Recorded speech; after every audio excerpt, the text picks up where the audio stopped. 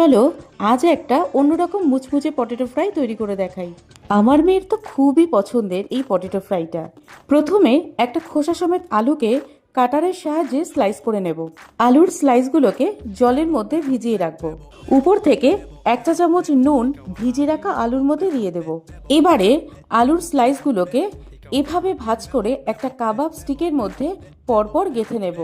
একটা ভাঁজ সোজা গাঁথবো, একটা ভাঁজ উল্টো গাঁথবো।